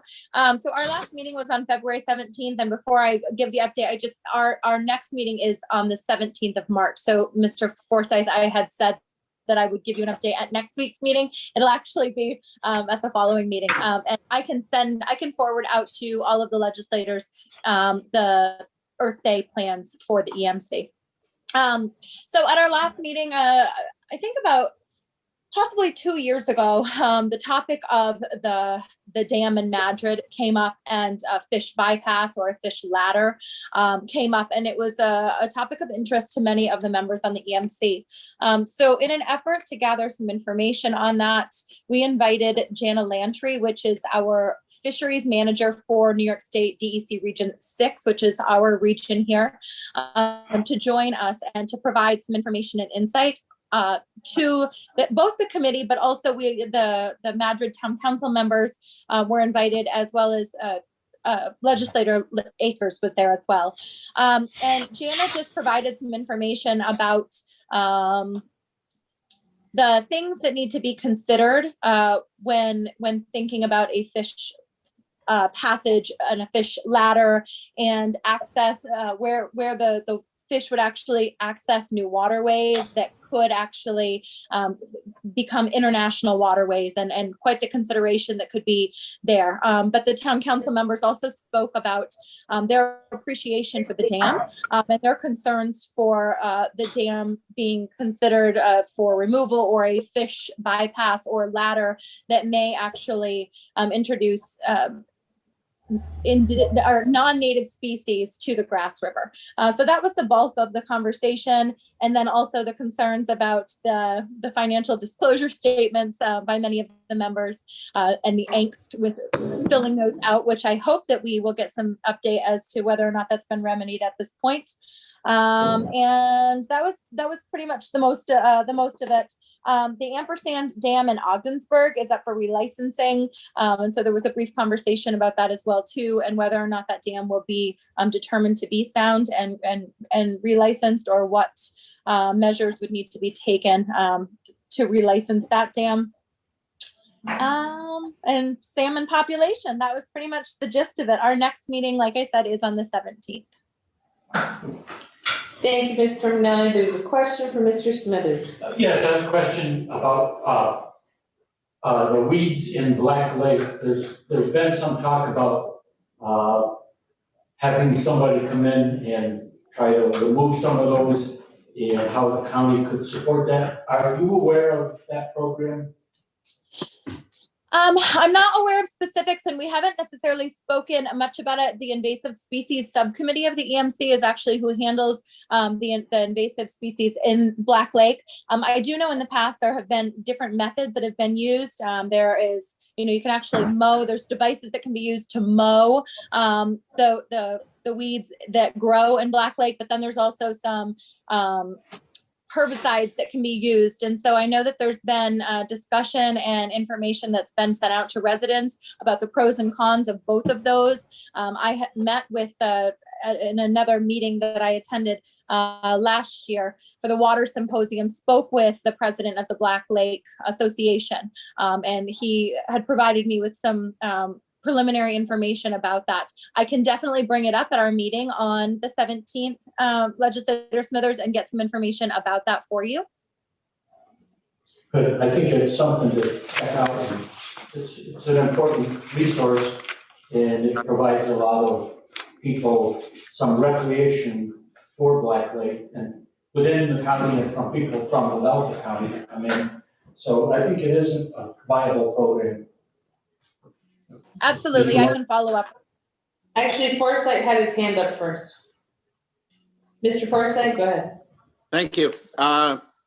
Nicole, on the Madrid Dam fish ladder, was the Fish Advisory Board consulted with that too at that meeting? Because you're no. okay.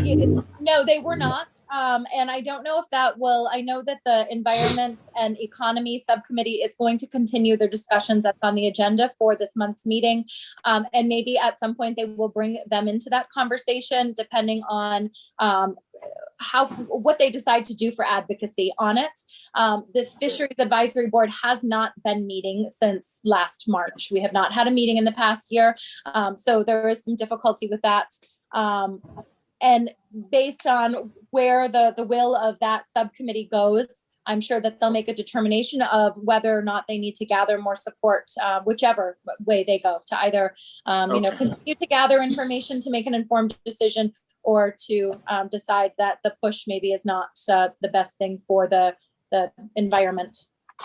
Yeah, and I just know that it's come up in discussions in the past when I was on the Fish Advisory Board, so I know they'd have an interest in it. So yeah, and the DEC and Jana Lantry were able to provide she was able to provide some information about some looking at the population of salmon in there, and whether or not some of the invasives could impede the population, but also that we're not really seeing a whole lot of salmon in the Grass River right now, according to what they've gathered for information.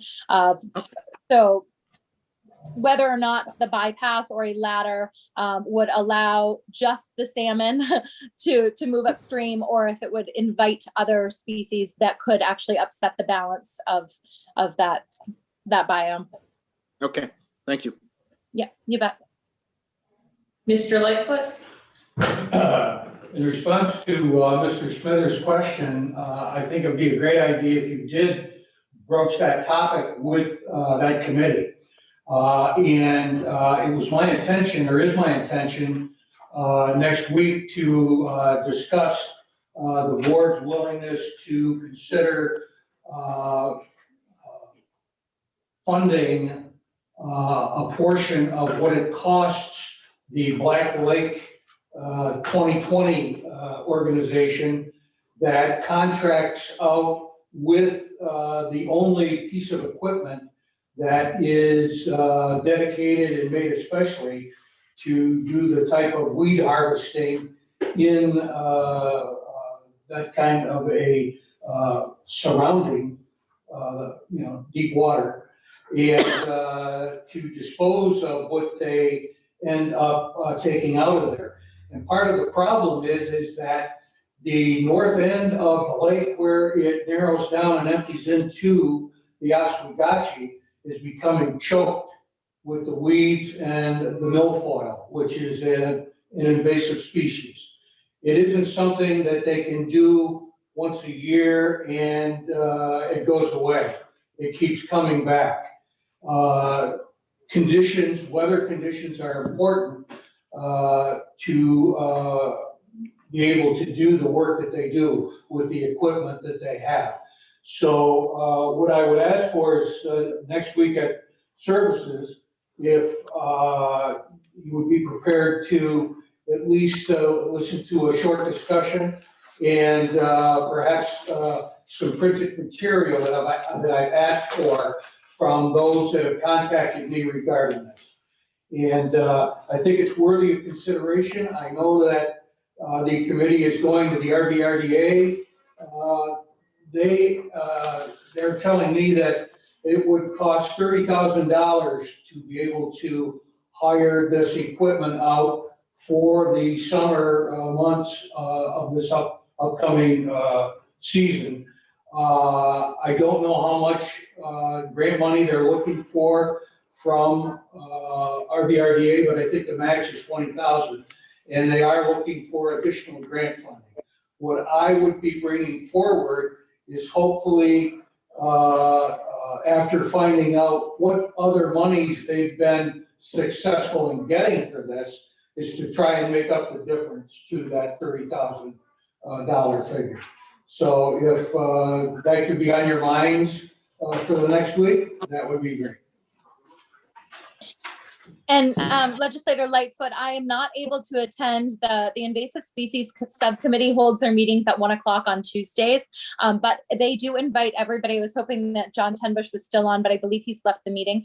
I can forward you, it's a call-in, it's not a Zoom, it's just a call-in, and anybody's welcome to come. I believe that all the legislators get that invitation, but I can forward it on to you. And if you would like to join the invasive species subcommittee on Tuesday at 1 o'clock, and see, you may be able to provide them more information than I can via an email ahead of time. Yeah, is that tomorrow, Tuesday? Okay, Yes. Yeah. Yep, tomorrow at 1 o'clock, and I'll send you the information for it. Thank you. Thank you. Any more questions on that? Fire Advisory Board, Mr. Denisha. Thank you, Madam Chair. Fire Advisory Board, our last meeting was February 18th. And I really have nothing to report. There was a lengthy discussion regarding mutual aid from some of our departments to other departments. But I won't get into that. Our next meeting is April 15th. Thank you. Next up is inter-county, and I'm going to have Ruth help us because it was a lengthy meeting. So she got a printout today of the highlights, and so she's going to read them. So the Inter-County Legislative Committee has Warren County hosting this year, and Rachel Sieber is the chair carrying the group this year. A number of issues brought to the attention relative to budget. We can share that information out to the board. They also had an Inter-County of Western New York Association share a resolution about restoring reductions to county sales tax that was shared at the end of January. We can share that out to the group. Also, Franklin County shared a resolution on the lodge land exchange for the DeBar Lodge, I believe that that's the correct pronunciation. But mostly focused on the changes expected in the budget, also seeing that not as many of the anticipated reductions occurred. And they also spent some time talking about the NISAC Legislative Conference, which I provided to you at one of our last meetings. And their next meeting is going to be March 25th in Herkimer County. Yes. Is that correct? So we'll share that budget information out to you as well. Okay. On to the jury board, Mr. Sheridan. Thank you, Madam Chair. The jury board has not met recently, so there is no report. Okay, thank you. The planning board, Mr. Fay. Okay, thank you. I don't try to expand on what Jason told us as our planning director, but our next meeting is on Thursday night. Okay, thank you very much. On to old and new business. Is there any old business? Mr. Arquette. Thank you, Mr. Chairman. At our last meeting, the meeting previously, we took action on a resolution to set a public hearing for a basically to set a public hearing to set a trail fee for the multi-use trail. And I don't believe that the right message was sent out to the general public via the media or via our meeting. That resolution was the beginning of a process that ultimately reestablishes the trail system. I think that folks just heard the part about a trail fee and there wasn't a lot of additional information beyond that. I dropped the ball in the sense I was on a vacation day on Friday and I was actually utilizing the trail system with my snowmobile. So I was unable to get the messages where I was with the media. So shame on me for not being able to send the correct message. But what this starts the process in doing is creating a much larger usership on our trail system, because there's a big segment of riders that are unable to access because of the weight of their machinery, which this will address. It ultimately will expand the mileage that we're currently utilizing and hopefully create more trails for us to ride on through this. But I think most importantly, the general public should realize, and I believe that a press release will be coming out stating some of this in a lot more detail, but every dollar spent on the trail passes, the trail fees will absolutely go back into the trail, every single cent. So I just think that that's an important message that needs to get out there this way. And as well, we'll be putting together a press release indicating a lot more information that the media shared last week. So thank you. Okay. Mr. Forsythe. Thank you, Madam Chair, again. A couple months ago at the finance meeting, we passed the resolution with the city of Ogdensburg on the sales tax. One of the stickling points for it was going to be based on the census, which was due out in March. Mr. Lightfoot sent out an email, I believe last week, stating the census figures will not be out till the fall. I'd like to at least get a conversation started, not tonight, but maybe at finance for options. What are the options for Ogdensburg? There's a time frame involved here. The census numbers won't be here, so it's going to be hard to determine whether they want to fall under the formula or go with the preempt. So I'd like people to think about this and discuss it at finance if we could. There's not a lot of time, and there's a lot of things that got to transpire in the next year. So just my thoughts. Thank you. Are there any questions on that? No? Anyone else on old business? Okay, on to new business. Any new business? Seeing none. We have do we have a need for executive session? We do for litigation and appointments. Okay, and I have a motion to move into executive session. For Mr. Smithers, seconded by Mrs. Haggard. Move into executive session. Yeah, you want to take a vote? Oh, sorry, all in favor? Aye. I always forget, Kevin. I knew there was love there, Tony. I love that you and I are both our names appeared side by side. I thought it was that really happened in an obituary, in a mutual encounter. October 3rd, Kevin, is this year 2021 is National Kevin Day. I'll be bringing forth the resolution. What day? I will be expecting flowers. Okay. October 23rd? October 3rd, Oh, National Because Kevin Day. October 23rd is my And birthday. the origin of that is I from don't the want show Kevin Kevin's taking Day any. I just want to point out that there is a lack of male representation on this. We're only 41% of the county employment rep. Is there some kind of scenario or some kind of grand scheme here that Yes. is still just the token male here? It's obvious why. You can draw your own conclusions. Legislator Haggard, I Yes. have something for you. I just ordered a new one. We're back online. We're back online. Margaret, take your seat. Oh, she was fixing it. So if we have no further business, can I get a motion to adjourn? So So moved by Mr. Akers, seconded by Ms. Haggard. We are adjourned.